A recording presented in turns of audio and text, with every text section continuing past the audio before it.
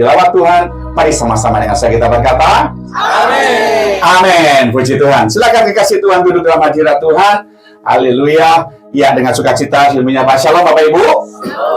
Ya, inilah hari-hari di mana Tuhan membawa kita untuk melewati masa-masa penghujung akhir zaman, Bapak Ibu ya. Bapak Tuhan. Baik Bapak Ibu, nah di dalam kehidupan kita ini ada satu sifat yang seringkali dipakai oleh setan untuk menjatuhkan kita. Ya, satu sifat di mana kita selalu pengen diutamakan. Selalu sifat di mana kita selalu pengen jadi yang number one atau nomor satu. Ya, bukan cuma kecap yang nomor satu, tapi anak-anak Tuhan juga pengen jadinya yang nomor satu. Ya, karena yang jadi nomor satu itu biasanya dapat prioritas, gitu ya.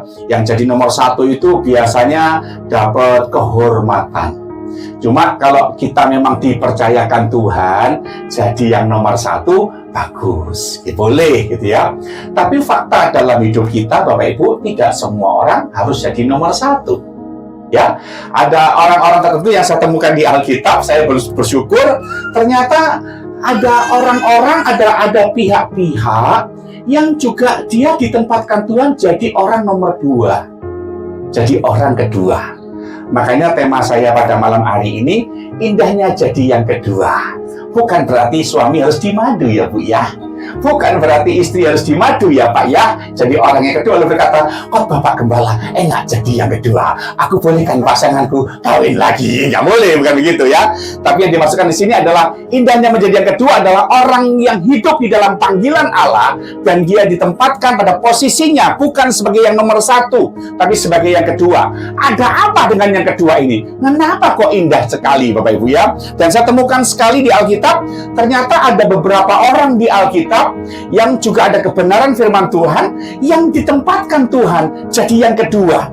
Dan karena dia jadi yang kedua, maka ada beberapa faktor penting yang sungguh-sungguh dialami oleh orang nomor satunya, Bapak Ibu ya, sehingga terjadi yang namanya kebersamaan dan keberhasilan yang luar biasa. Karena ada orang yang ngerti, saya bukan yang nomor satu, saya yang nomor dua. Tapi oleh karena keberadaan saya, orang yang nomor satu itu bisa mencapai tujuannya. Wah, itu indah banget ya Bapak Ibu ya. Ternyata saya juga melihat posisi Tritunggal Allah ya Bapak Ibu. Ada Allah Bapa, ada Allah Anak, ada Roh Kudus. Tiga-tiganya adalah satu hakikat ya, tapi tiga pribadi. Bapa itu ya Allah, Anak itu ya Allah, Roh Kudus itu ya Allah. Tapi ketika Yesus ya harus turun ke bumi dalam posisinya sebagai anak manusia atau anak Allah, menarik sekali, dia mau jadi yang nomor dua. Ya, dia tidak melakukan kehendaknya sendiri, dia melakukan kehendak Bapaknya. Dan karena dia pada waktu menjadi manusia, akhirnya dia bisa mensukseskan program Bapaknya. Tuh, coba kalau tiga oknum itu saling engkel-engkelan. Enak aja anak yang berkorban buat Bapak dong berkorban buat anak, Bapak yang turun.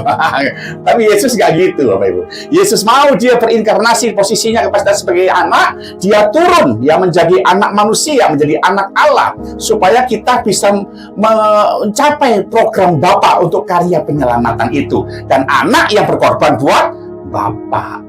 Itu makanya diajarkan oleh anak kerajaan, selalu anak itu berkorban buat Bapak untuk mensukseskan program Bapaknya.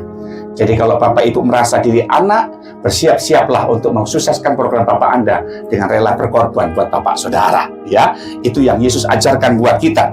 Nah, mari kita akan lihat di dalam Alkitab ini bagaimana indahnya kita menjadi yang kedua.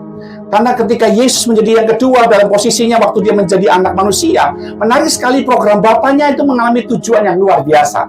Sehingga kita semua bisa diselamatin. Kita semua boleh warisan kerajaan sorga.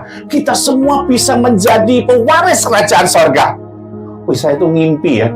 Bagaimana indahnya nanti kalau Bapak Ibu itu betul-betul dikasih surat warisan. Dan Bapak Ibu bersama dengan saya menikmati sorga yang indah sana. Itu surat wasiat bukan main-main loh Bapak Ibu. Itu diberikan Bapa buat kita oleh karena korban grafirat Yesus Kristus sebagai anak Allah yang mau mati buat kita. Sehingga kita akan menyandang status sebagai ahli waris kerajaan Allah. Anda pernah bayangin senangnya jadi ahli waris? Ya, kita mendapatkan kekayaan dari orang tua kita. Kita mendapatkan apa yang menjadi milik Bapa diberikan buat kita. Itu satu hal yang indah. Saya bisa bayangkan bagaimana si bungsu waktu dia minta warisannya sama bapaknya dalam Injil Lukas pasal yang ke-15. Ya, saya percaya harta yang diberikan bapak kepada si anak bungsu ini tidaklah sedikit. Karena dia anak laki-laki. Ya, jadi hartanya banyak, dia bawa, dia pergi, dia pakai berhura-hura. Sebanyak apapun harta duniawi, Bapak Ibu, kalau tidak di-maintain dengan baik, maka warisan itu juga bisa habis. Terbukti bukan cuma habis, anak itu jadi gembel. Ya, ketika jadi gembel, dia balik ke bapaknya. Apakah bapaknya miskin? Enggak, bapaknya tetap kaya, saudara ya. Walaupun warisannya udah dikasihkan ke anaknya, bapaknya tetap kaya. Ini gambaran kehidupan kita. Ya, Tuhan ingin supaya waktu Bapak Ibu menyadari bahwa kita menjadi orang yang nomor 2, kita akan berfungsi pada posisi kita. Kenapa si bungsu itu pengen minta warisannya? Karena dia mau jadi kayak bapaknya. Dia mau jadi orang yang hebat kayak bapaknya. Dia mau jadi orang yang bisa menguasai orang dengan bapaknya. Cuma dia nggak maintain dengan baik. Sifat bapak nggak ada pada si bungsu, sehingga hartanya diboroskan dan dihabiskannya. Nah, ini dia kehidupan kita. Beda dengan si sulung. Dia merasa, dia tetap ada pada fungsinya, dia mengerjakan pada fungsinya, cuma sikap hatinya si sulung yang salah.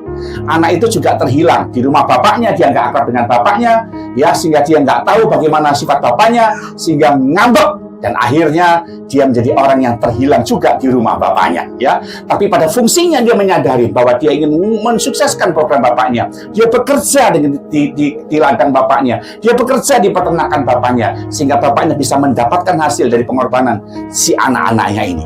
Nah, mari kita akan lihat bagaimana Tuhan menetapkan kepada kita jadi orang-orang yang memiliki kehidupan yang seperti si sulung ini. Mari buka bersama dengan saya. Kehidupan seperti Tuhan Yesus mau, maksud saya, Bapak Ibu ya. Buka bersama dengan saya dalam Filipi pasal yang kedua. Kita akan baca di ayat yang kedua dan ketiga. Filipi 2 ayat 2 sampai yang ketiga. Lihat, inilah bukti Alkitabiah kalau Bapak Ibu itu jangan pengen selalu jadi nomor 1. Ya, sekali-sekali Tuhan kehendaki Anda nomor 2, berfungsilah dengan nomor 2. Firman Tuhan berkata begini. Karena itu, sama-sama kita baca ya, supaya kita tidak ngantuk. 1, 2, 3. Karena itu sempurnakanlah sukacitaku dengan ini.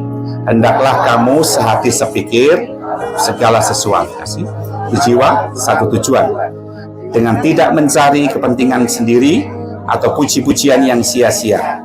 Sebaliknya hendaklah dengan rendah hati yang seorang menganggap yang lain lebih utama dari dirinya sendiri. Ternyata konflik, Bapak Ibu. Orang pengen jadi nomor 1, orang punya kepentingan, orang punya ambisi, orang punya maksud di balik setiap apa yang ada dalam hidupnya. Itu sudah terjadi pada zaman jemaat di Filipi. Itu makanya jemaat Filipi dinasihatkan oleh Rasul Paulus. Ya, jemaat Filipi ini adalah jemaat yang paling disayang oleh Rasul Paulus. Hampir-hampir mereka nggak pernah konflik. Sekalipun mereka adalah orang-orang Yunani yang bertobat, yang menjadi Kristen, tapi mereka bisa menerapkan nilai-nilai firman Tuhan dalam kehidupan mereka, Bapak Ibu. Dan menarik sekali, Paulus bilang gini, hai jemaat Filipi, sempurnakan sukacitaku. Aku ini udah sukacita. Lihat kamu pelayanan, lihat kamu nggak ribut, lihat kamu maju mengenal Injil Yesus, ya. Menjadi petobat-petobat, saya sukacita. Tapi sukacita saya belum sempurna. Saya itu bisa mengalami sukacita yang sempurna kalau kalian itu sehati sepikir, ya, lalu satu kasih, satu jiwa, satu tujuan, dengan tidak mencari kepentingan diri sendiri. Oh, ternyata kita itu nggak bisa sehati, nggak bisa sepikir, apalagi sejiwa kalau kita itu cari kepentingan masing-masing. Nah, kalau sudah seperti itu, ya makin banyak kuasa kan makin banyak dia didengar. Ya nggak sih Bapak Ibu? Kalau Anda nggak punya kuasa, nggak punya kepentingan, mana mungkin orang mendengar kita? Ya contoh, kalau Bapak Ibu seorang punya teman polisi, walaupun dia polisi, kalau dia nggak pakai baju dinasnya sebagai seorang polisi, dia ngatur lalu lintas di jalan, orang mau lihat, orang mau dengar? Nggak mau dengar.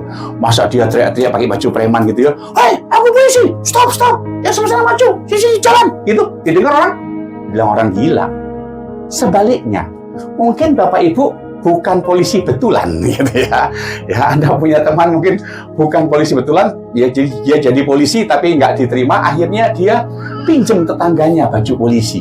Atau mungkin tetangganya lagi jemur baju polisi, lalu dipinjam, gitu ya. Dipinjam, dipakai.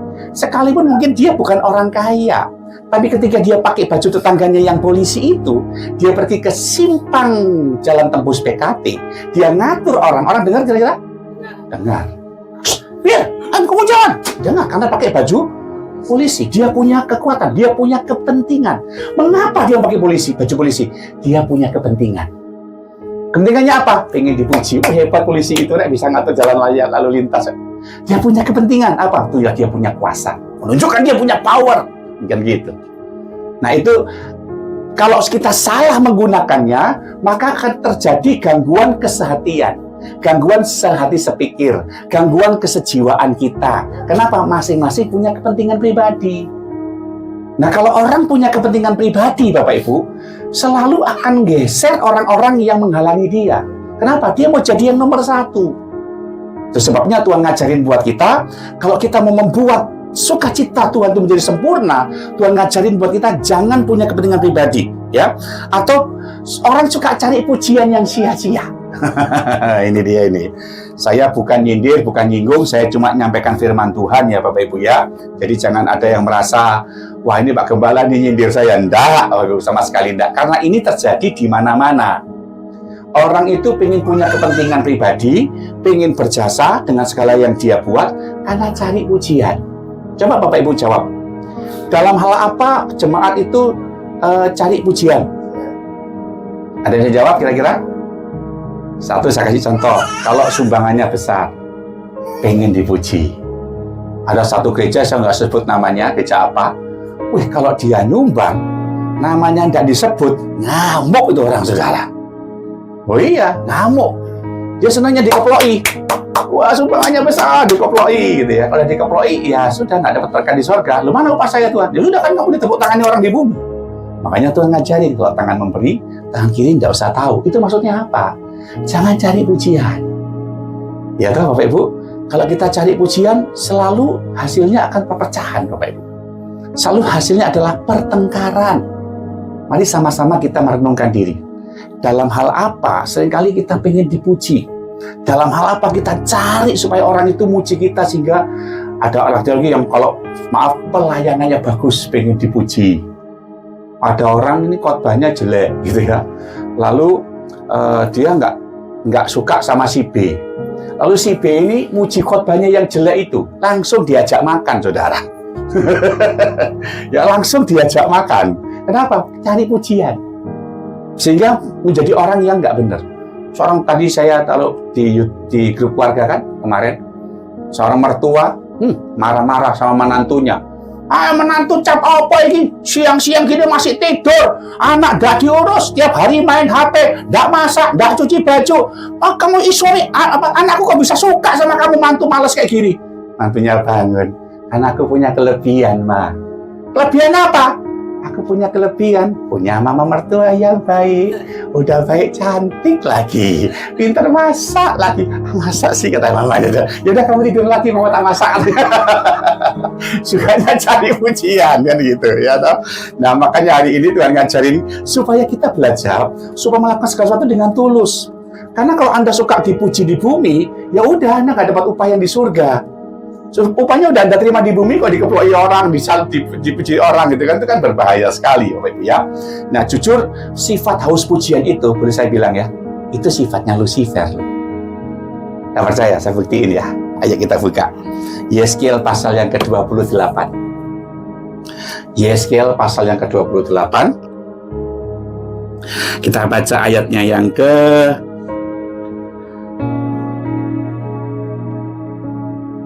mulai 16 deh. Ya, mulai 16. Atau mulai dari 14 deh. Lihat, jadi begini. Ini ayat nubuatan Nabi Yeskiel tentang peristiwa yang pernah terjadi tentang Lucifer. Ya, dia bilang begini. Allah memberikan kepadamu dekat keruk yang berjaga. Di gunung kudus Allah engkau berada, dan berjalan-jalan di tengah batu-batu yang bercahaya-cahaya. Ini menggambarkan sorga, saudara. Jadi Tuhan itu memberikan kepadanya tempat kedudukan yang luar biasa, bisa duduk dekat keruk yang berjaga. Engkau tak bercela di dalam tingkah lakumu. Ya, sejak hari penciptaanmu, dia waktu diciptakan Tuhan, malaikat Lucifer ini nggak ada celahnya, sempurna, wahyu, cantik, gitu ya, Bapak Ibu ya, anggun. Sampai terdapat sejak hari penciptaanmu sampai terdapat kecurangan padamu, sampai akhirnya dia curang. Ya, dengan dagangmu yang besar, engkau penuh dengan kekerasan dan engkau berbuat dosa. Maka kubuang engkau dari gunung Allah dan kerub yang berjaga, membinasakan engkau di tengah batu-batu yang bercahaya. Kenapa? Engkau sombong karena kecantikanmu.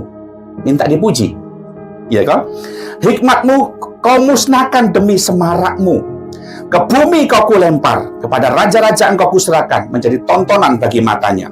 Dengan banyaknya kesalahanmu dan kecurangan dalam dagangmu, engkau melanggar kekudusan tempat kudusmu. Maka aku menyalakan api dari tengahmu, yang akan memakan habis engkau, masuk neraka nanti maksudnya, Bapak Ibu ya. Dan kubiarkan engkau menjadi abu di atas bumi, di hadapan semua orang yang melihatmu. Semua di antara bangsa-bangsa yang mengenal engkau kaget melihat keadaanmu, akhir hidupmu mendahsyatkan dan lenyap selamanya engkau. Ini gambaran, Bapak Ibu.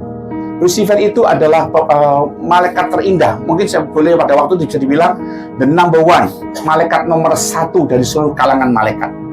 Dia nggak ada celahnya, begitu cantik, begitu anggun, begitu mempesona ini Lucifer, yang mengalahkan Gabriel dan Michael. Dan menarik sekali, dia ditunjuk Tuhan menjadi koordinator tim PW. Koordinator tim PW sorgawi gitu ya.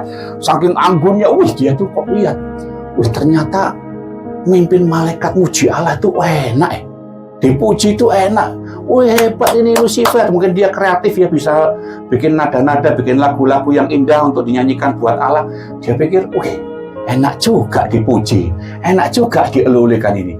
Akhirnya dia ingin menyamai Allah. Bahkan ingin jadi yang nomor 1 di seluruh jagat raya. Bahkan sorga, penghuni sorga. Yang nomor 1 kan Allah. Dia nomor 2 enggak mau. Dia mau jadi yang nomor 1. Dia sombong, dia merasa hebat. Dia merasa makanya dosa pertama yang terjadi di Alkitab bukan dosa pemberontakan, bukan dosa ketidaktaatan, tapi dosa kesombongan. Rupanya Allah paling benci sama orang sombong. Baru niat sombong saja, Allah sudah buang Lucifer. Kenapa itu mengkawi? Dalam Wahyu pasal 12 dijelaskan, malaikat ini jatuh dan dia menyabet sepertiga malaikat sorga. Jadi pengikutnya Lucifer ini, itu pun masih kurang. Dia masih mau cari lagi ciptaan-ciptaan Allah ya. Dia cari jemaat-jemaat yang ada di Bontang dan di Kaltim dan seluruh dunia ini untuk jadi pengikutnya. Makanya tidak heran banyak anak Tuhan yang cari pujian itu adalah orang yang sombong, orang yang merasa hebat, merasa besar sumbangannya. Kemarin ada satu gembala cerita sama saya nggak usah sebut, ya, dia merasa pengen nyumbang ya tanah buat gerejanya, tapi dia mau jadi pengurus gereja. Padahal nggak beres hidupnya. Ya kalau nyumbang ya untuk Tuhan. Itu pernah terjadi juga di salah satu gereja yang pernah saya layani. Dia merasa nyumbang, jual rumahnya buat bangun gereja. Dia merasa semua gembala yang dia atur di gereja itu pengen diatur. Saya bilang sama dia, Bapak dulu waktu nyumbang gereja ini ada MOU-nya nggak dengan gembala yang dulu? Bahwa kalau Bapak nyumbang jual rumah, gereja berhak Bapak atur. Ada nggak MOU-nya? Ya nggak ada. Kalau andai kata hamba Tuhan waktu itu bikin MOU dengan Bapak seperti itu, berarti dia gembala upahan. Saya bilang gitu. Karena nggak boleh Pak, kita nyumbang itu ya untuk Tuhan, bukan untuk minta dipuji. Ini loh aku hargain dong, aku yang nyumbang gereja loh, aku yang ngatur gereja loh, hargain saya, pujilah saya. Itu Lucifer, saudara. Lucifer punya jasa pengen dihargain. Dia nggak mau jadi nomor 2, mau jadi yang nomor 1. Akhirnya apa? Jatuh. Nah, beda sama yang satu ini. Ya, satu ini luar biasa. Saya salut sekali melihat orang ini. Secara hierarki mungkin dia jadi nomor 1, tapi dia tahu kehendak Allah dalam hidupnya. Siapakah dia? Ayo kita buka ya. Buka bersama dengan saya dalam 1 Samuel pasal yang ke-23. 1 Samuel pasal yang ke-23. Indahnya menjadi yang kedua. Ini dia Bapak Ibu. Ayat yang ke-16 mulai. 1 Samuel pasal yang ke-23. Kita membaca di ayat yang ke-16. Firman Tuhan berkata demikian. Maka bersiaplah Yonatan. Ternyata namanya Yonatan, Bapak Ibu ya. Anak Saul. Lalu pergi kepada Daud di Koresa. Ia menguatkan kepercayaan Daud kepada Allah. Berarti kan ia menguatkan kepercayaan. Apa katanya? Dan berkata kepadanya, janganlah takut, sebab tangan papaku Saul tidak akan menangkap engkau.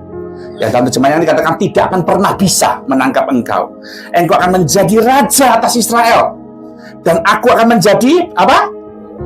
Aku yang kedua. Yang kedua di bawahmu. Perhatikan, di bawahmu. Juga ayahku Saul telah mengetahui yang demikian ini. Jadi Bapak Ibu, hierarki kerajaan pada zaman dulu itu adalah tahta bapak selalu turun sama anaknya. Ya, selalu begitu. Itulah sistem pemerintahan yang diberikan pada zaman raja-raja. Terbukti sejak zaman Daud, Bapak Ibu, yang jadi raja-raja baik Yehuda maupun Israel itu dari keturunannya Daud. Dan menarik sekali ketika Saul ini diangkat jadi raja, dia punya anak sulung yang nanti harusnya menjadi raja menggantikan Saul bapaknya. Itu harus. Tapi karena ketidaktaatan Saul, karena kesombongan Saul, akhirnya tahta itu diambil oleh si pemberi tahta. Namanya siapa?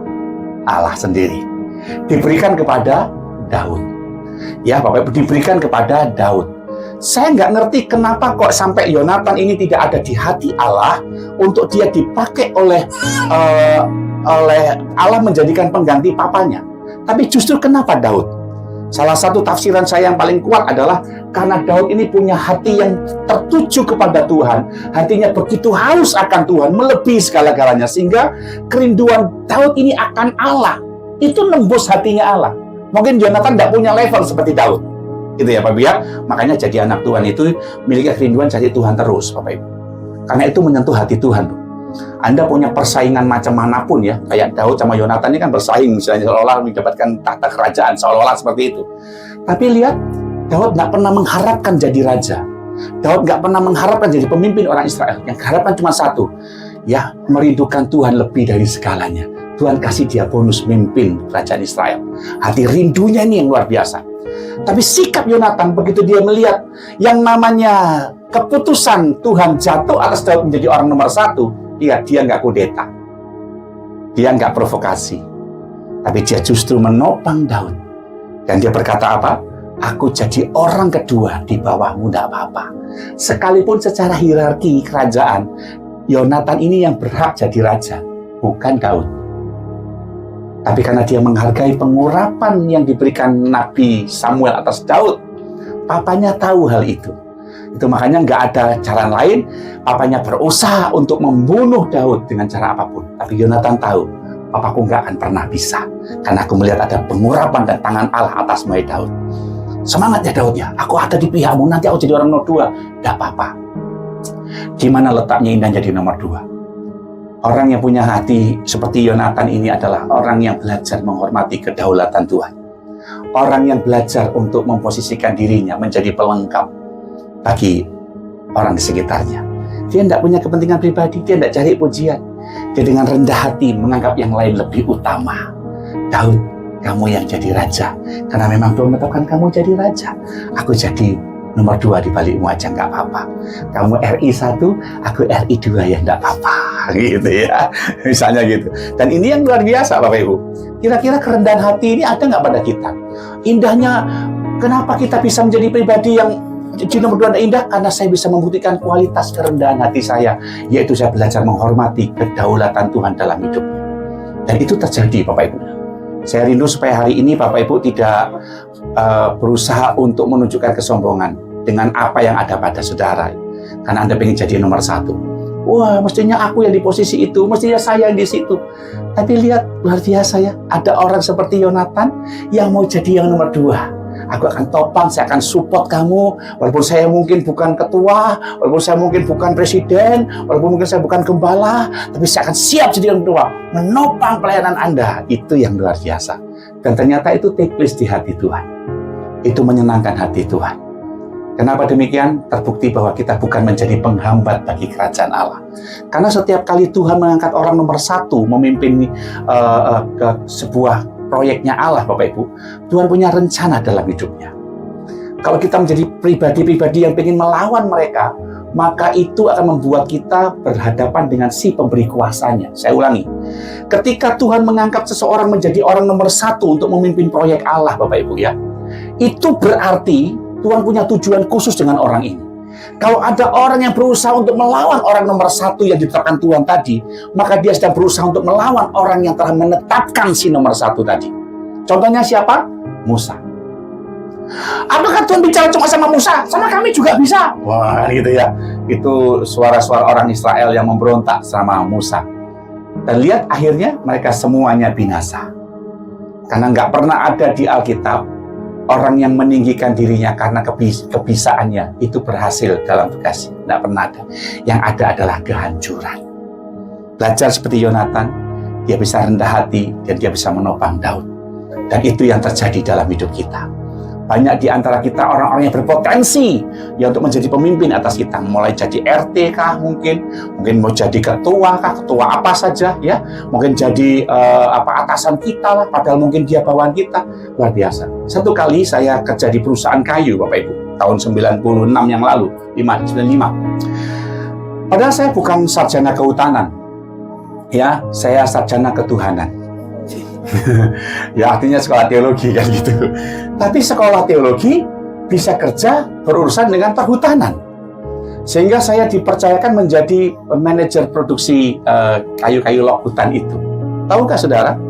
Saya punya anak pemuda pada masa itu, Bapak Ibu, sarjana kehutanan. Skripsinya dia saya yang ketikin. Waktu itu mata saya masih sehat, saudara. Saya ngetikin, dia dikti, saya ngetik semua waktu itu. Satu kali dia saya masukkan di perusahaan itu, dan dia jadi asisten saya. Padahal dia sarjana kehutanan, saya sarjana ketuhanan. Dan menarik sekali, dia tidak pernah kudeta dengan saya. Dia nurut apa yang saya sampaikan, dia nurut apa yang saya perintahkan, walaupun dia mungkin secara gelar lebih tinggi daripada saya. Saya tanya satu kali sama dia, kenapa kamu mau di sini jadi bawahan saya? Dia coba dengar apa? Saya cuma belajar menikmati apa yang Tuhan percayakan. Ketika saya keluar, dia yang diangkat, saudara, menggantikan saya. Itu kan indah. Jadi mari ekspresi kita menjadi orang yang nomor 2 adalah bentuk bahwa kita ini pribadi yang memiliki kerendahan hati. Dan itu adalah porsi yang Tuhan berikan buat kita. Tidak peduli mungkin kita lebih tua, mungkin kita lebih kaya, mungkin kita merasa lebih hebat. Tapi ketika kita belajar ada orang yang lebih utama dari kita, itu adalah kualitas kerendahan hati kita. Satu kali saya mau memberikan ilustrasi seperti ini. Ya, ada uang 100.000, saya kasihkan kepada seseorang. Suka, senang nggak? Oh senang Pak, 100.000. Oke, ini ada uang 1 juta. Wih, untuk apa Pak itu Pak? Saya kasihkan kepada bawahanmu. Gimana perasaan? Saya 100.000, kok bawahan saya 1 juta Pak? Saya lebih berhak dong 1 juta, bawahan saya 100.000. Enggak, kamu 100.000, bawahanmu 1 juta. Gimana perasaan? Jujur jawab. Ya enggak adil dong Pak, masa saya yang lebih begini, masa saya yang lebih terhormat, kok saya dikasih yang 100.000, harusnya saya dong. Iri, dengki, perasaan. Kenapa dia merasa begitu? Karena dia merasa lebih daripada yang lain. Dan itu yang terjadi dalam hidup kita kan. Kita merasa kita yang paling pantas, yang lain tidak pantas. Mari kita belajar hari ini untuk berkata, Tuhan, Daud berkata, biarlah aku makan roti yang menjadi bagianku. Bahwa Tuhan berikan saya porsi yang nomor 2. Saya akan terima itu dengan sukacita dan menopang siapa yang jadi nomor 1. Itu yang baru jos Bapak Ibu. Sebabnya pada sore hari ini atau malam ini, kita harus belajar. Oh ternyata kalau Tuhan memberikan pada saya kualitas untuk bisa menjadi orang nomor 2, itu adalah satu kesempatan untuk membuktikan bahwa saya adalah orang yang rendah hati. Apa ganjaran yang rendah hati? Ayo kita baca lagi. Nih, Matius pasal yang Injil Matius pasal yang ke-23 ayat yang ke-12. Matius pasal 23 ayat yang ke-12. Ini ganjarannya. Ayat berkata, dan barang siapa meninggikan diri, ia akan apa? Direndahkan. Dan barang siapa merendahkan diri, ia akan Pak, bedakan antara rendah hati dengan rendah diri ya. Itu beda. Kalau rendah hati itu Bapak Ibu lakukan di hadapan manusia, itu rendah hati. Ditegur, oh ya makasih maaf saya salah, rendah hati. Walaupun Anda mungkin lebih berpangkat, lebih banyak duit gitu ya, dikasih tahu, oh ya maaf saya salah, maaf ya gitu ya. Istri negur suami, oh maaf ya Maya lain kali nggak pulang lagi, sorry. Ya itu rendah hati. Tapi sama Tuhan, kalimatnya bukan Anda rendah hati sama Tuhan, itu kurang ajar. Kalau sama Tuhan itu harus kita merendahkan diri. Tuhan, tanpamu aku nggak bisa. Loh, siapa kita merendahkan hati di hadapan Tuhan. Berarti kita menyamakan Tuhan dengan kita dong. Enggak, dia itu adalah Allah yang tinggi, Allah yang luar biasa. Saya merendahkan diri saya. Tanpamu saya nggak beras. Berarti kan setiap kalimat di Alkitab yang dipakai menghubungkan manusia dengan manusia pasti kata rendah diri. Contoh, 2 Tawarik 7 ayat yang ke-14. Dan umatku yang atas namaku disebut ya merendahkan diri, bukan merendahkan hati loh, merendahkan diri. Artinya Tuhan, kebisaanku kuletakkan, kesanggupanku, talentaku yang kuanggap hebat kuletakkan Tuhan. Tanpamu aku nggak berarti. Itu merendahkan diri. Tuhan, aku nggak mau jalan kalau Engkau nggak bersama dengan kami. Itu merendahkan diri. Itu makanya Tuhan bilang, kalau saya merendahkan diri di hadapan Allah, maka Tuhan akan meninggikan diri saya. Martabat kita yang ditinggikan. Dan itu terjadi. Kalau hari ini Anda mau melihat promosi diberikan Tuhan buat kita, tapi mau diberikan yang namanya surprise berkat Tuhan, belajarlah merendahkan diri di hadapan Allah. Ekspresi saya merendahkan diri di hadapan Allah, saya rendah hati di hadapan manusia. Bapak Ibu, itu maksudnya. Jadi mustahil orang itu bilang dia merendahkan diri di hadapan Allah, tapi sama sesamanya dia arogan, dia sombong, dia merasa hebat, dia merasa punya.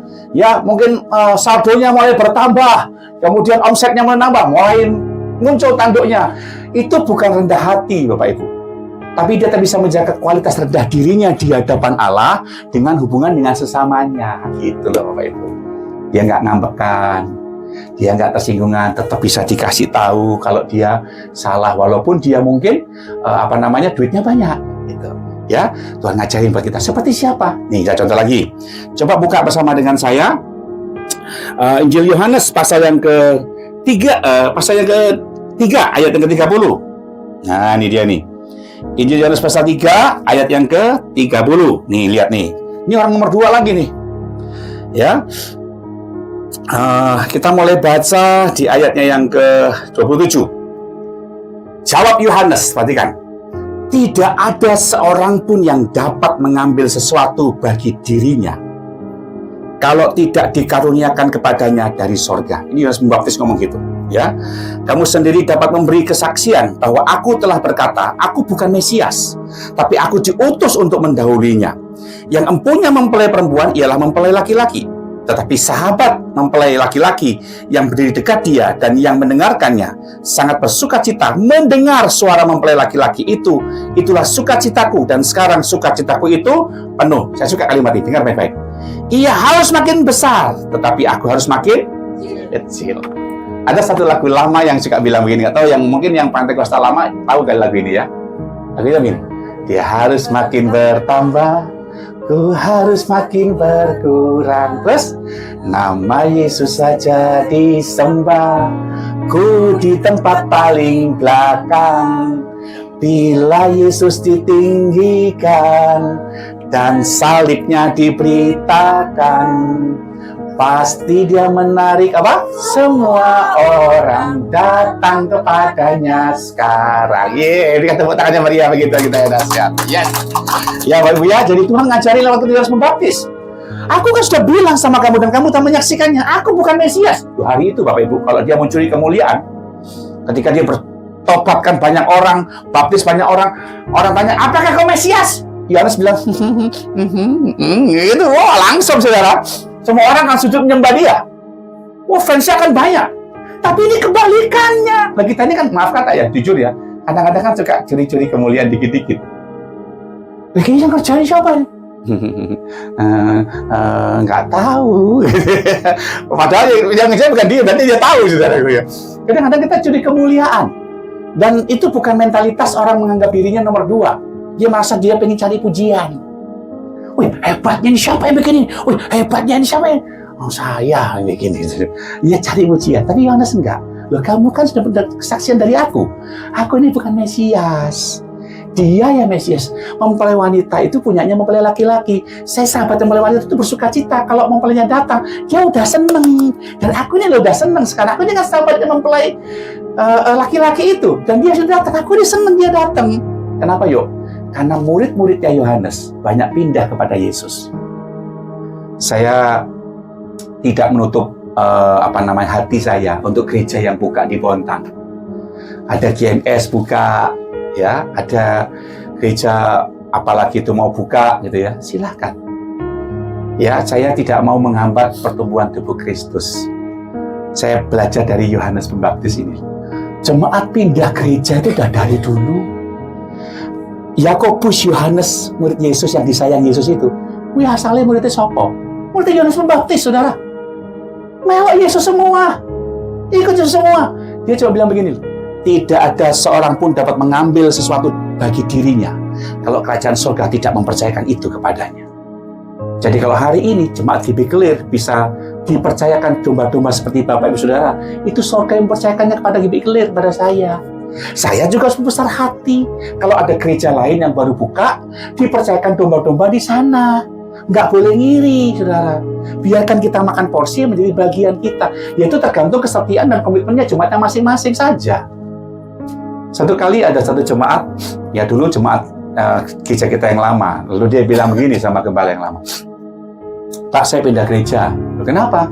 Nggak tahu, tiba-tiba saya dapat penglihatan. Katanya, oh iya? Saya jalan-jalan kok saya lihat gereja itu, Pak. Katanya, oh iya? Dan Roh Kudus bilang saya suruh pindah ke gereja situ. Oh iya, itu Roh Kudus kah? Oh iya, itu Roh Buddha, Roh Kudus ini aja. Ya sekarang mau, Bu, dia bilang gitu. Akhirnya dipindah ke situ. Satu hal yang mau saya bilang sama Bapak Ibu kekasih Tuhan, bahwa hal yang paling penting dalam hidup kita adalah mencegah sifat dengki itu ada dalam hidup kita. Begitu kita selalu pengen jadi yang nomor satu, maka sifat dengki itu akan menyusup dalam hidup kita untuk kita bisa menghancurkan, menggagalkan, menjegal orang lain, mencapai tujuan Allah dalam hidupnya.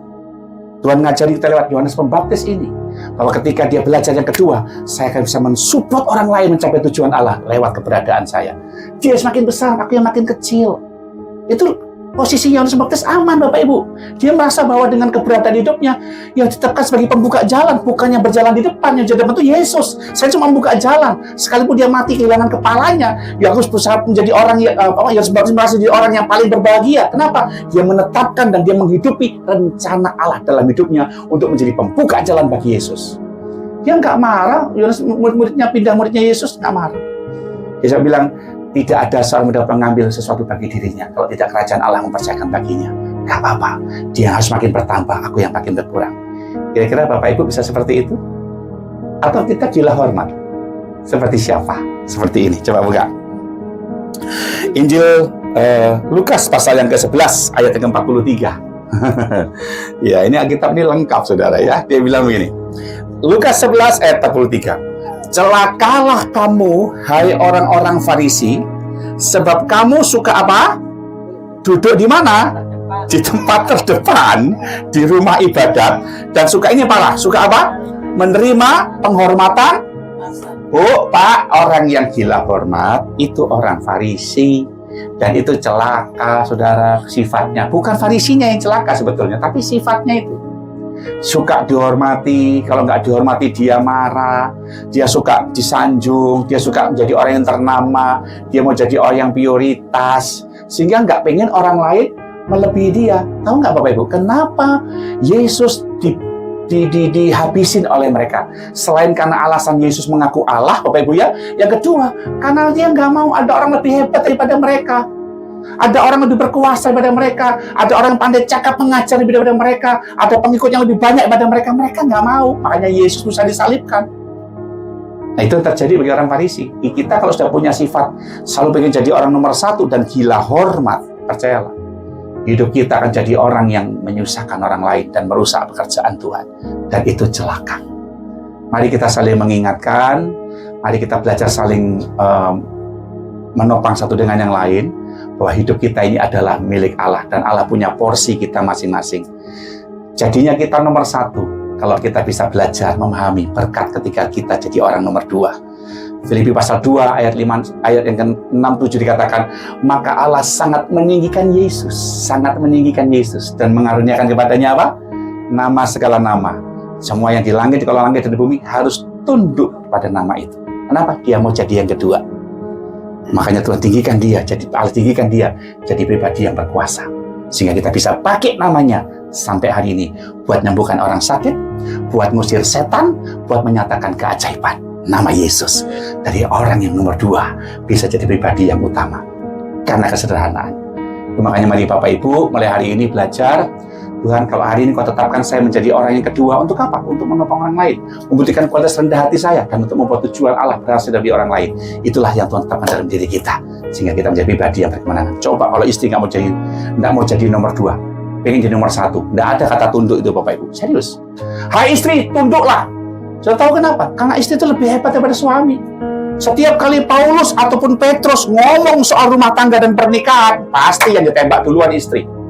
Lalu baca dari Efesus pasal 5, ya 1 Korintus pasal 7. Selalu, hai istri-istri, tunduklah duluan, bukan suami dulu, bukan. Istri dulu harus tunduk kepada suami. Karena itu bicara tentang apa? Saya mau menjadi penopang, bukan menjadi kepala. Kepala itu suami, saudara. Nggak boleh dalam satu rumah tangga ada 2 kepala. Akibatnya apa? Kacau rumah tangga itu. Ya, itu makanya istri selalu berkata, belajar tunduk kepada suami.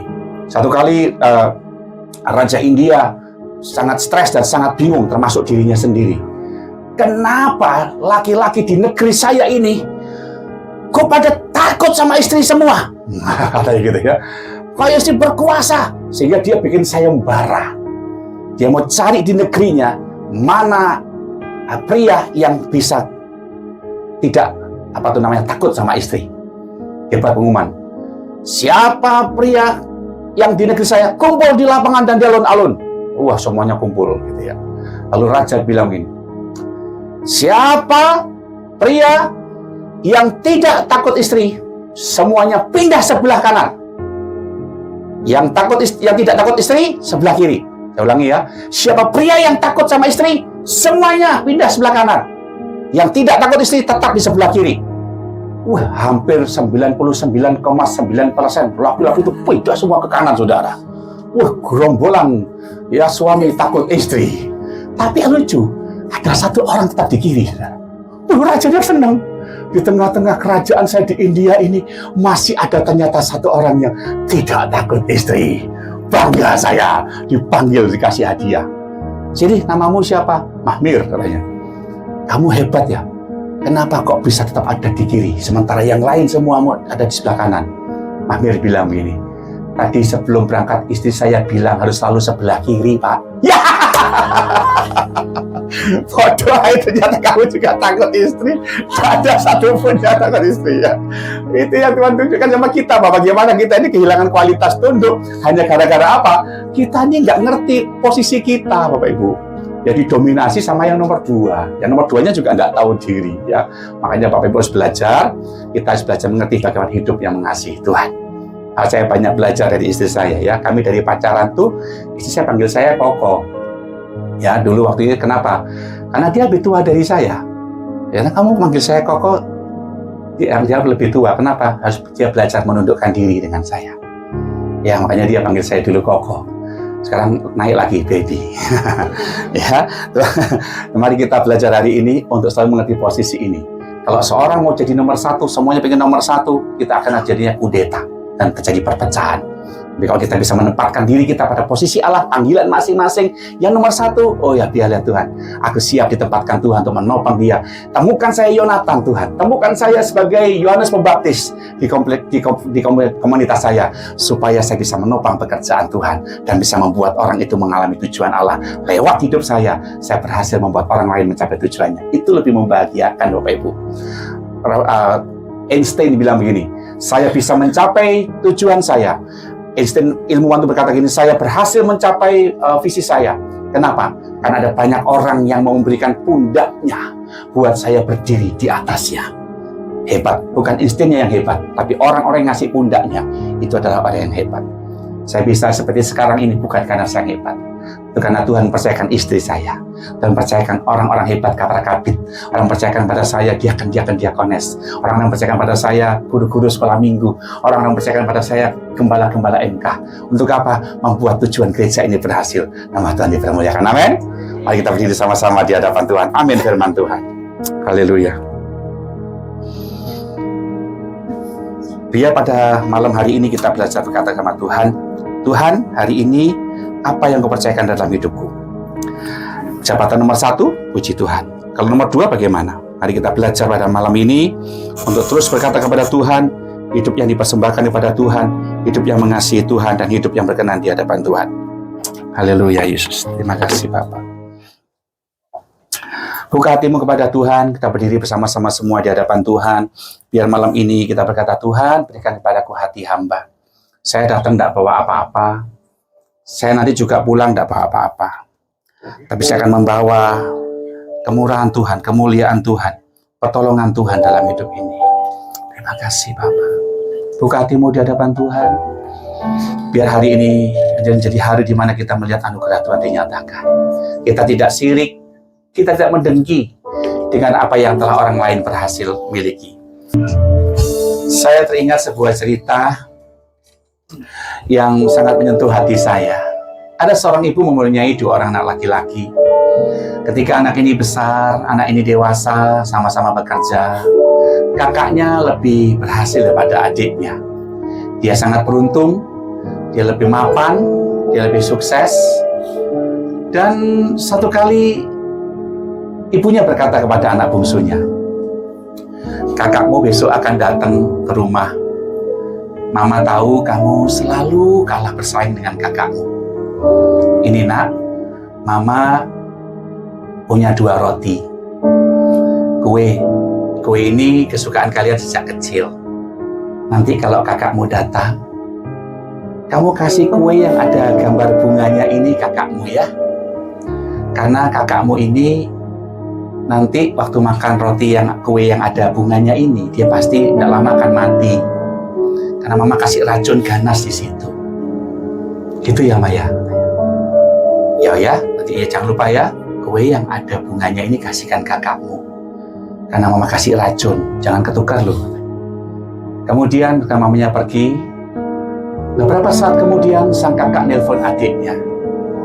Kakaknya bilang gini sama adiknya, Dek, kakak mau pulang loh, Dek. Kamu dibawain apa? Kamu tak belikan handphone terbaru loh, Dek, ini buat oleh-oleh. Nanti kamu pakai ya. Juga kakak ada belikan kamu baju baru, ikat pinggang baru, sepatu baru buat kamu loh, Dek. Dan kakak pengen kamu bahagia nanti setelah kamu pakai ini semua. Adiknya bingung melihat kakaknya yang begitu baik. Sampai satu kali ketika kakaknya datang, benar-benar dia bawakan handphone, dia bawain semua barang-barang kesukaan adiknya itu. Lalu diam-diam sang adik itu berkata, Kak, ini Mama kasih kita kue. Mama lagi keluar, ini kakak makan ya, ini kuenya buat kakak. Tahu nggak Bapak Ibu? Justru kue yang ada gambar bunga, itu mau dimakan sama adiknya. Kue yang nggak ada bunganya dikasihkan kakaknya. Setelah mereka makan, tidak berapa lama sang adik menjumpai sang mama. Sambil menangis, dia berkata, Ma, aku mau pesan terakhir ya, Ma. Mama tolong sayangin kakak seperti Mama menyayangi aku. Jangan sia-siakan kakak ya, Ma ya. Kakak udah begitu baik sama aku. Loh, kenapa kamu ngomong gitu, nak? Kata mamanya. Kue yang ada bunganya tadi aku yang makan, Ma. Aku nggak tega lihat kakak yang begitu baik sama aku harus mati makan kue itu. Lebih baik aku yang mati, Ma. Mama tolong sayangin kakak ya, seperti Mama menyayangi aku. Mamanya mendengar kalimat itu menangis. Lalu dia memeluk anak bungsunya itu, dia berkata, Nak, tidak ada yang mati. Mama tidak pernah taruh racun di dalam kue itu. Mama sengaja ngomong gitu karena Mama pengen tahu hatimu seperti apa sama kakakmu. Kamu ternyata tidak iri, kamu ternyata tidak benci, kamu ternyata tidak mendengki sama kakak. Mama bangga sama kamu, Nak. Inilah kehidupan kita, Bapak Ibu. Seringkali posisi orang lain itu menjadi cobaan bagi kita. Orang lain lebih diberkati, orang lain lebih berhasil, orang lain lebih berharga. Dan itu semua menjadi ujian hati kita. Jangan jadi seperti Saul, Bapak Ibu, yang selalu mendengki sama Daud karena keberhasilan yang Tuhan percayakan kepada Daud. Dia merasa nggak aman dengan posisinya, sehingga dia berbuat makin hari makin jahat di mata Tuhan. Masing-masing kita punya porsi. Jangan gila hormat, jangan suka cari pujian, karena upah kita nanti di sorga. Percayalah Bapak Ibu, Tuhan tuh nggak nutup mata kok ketika Anda pelayanan. Tuhan nggak menutup mata ketika Anda menabur. Tuhan lo nggak nutup mata ketika Anda berkorban untuk apapun itu. Tapi jangan lakukan itu hanya karena ingin tak dipuji. Karena Tuhan sedang menyiapkan upah bagi saudara yang nanti akan kau terima waktu kau di surga nanti. Bukan cukup adalah kita yang tahu, dengan Tuhan yang tahu. Itu makanya saya nggak pernah menulis daftar perpuluhan di gereja. Karena itu yang menjadi ragi bagi gereja-gereja yang lain. Jadi persaingan yang tidak sehat. Kalau ada perpuluhan cuma gembala yang tahu. Supaya jangan jadi bahan saingan. Kalau Anda menjadi bahan saingan, nanti kesian Anda menabur gak terima tuayan. Karena udah dipuji orang. Makanya kita berkata, Tuhan hari ini, biarlah aku makan kue yang menjadi bagianku. Karena aku mau menjadi orang hati-hati. Inilah yang ku punya, hati sebagai hamba yang mau tahan dan setia padamu.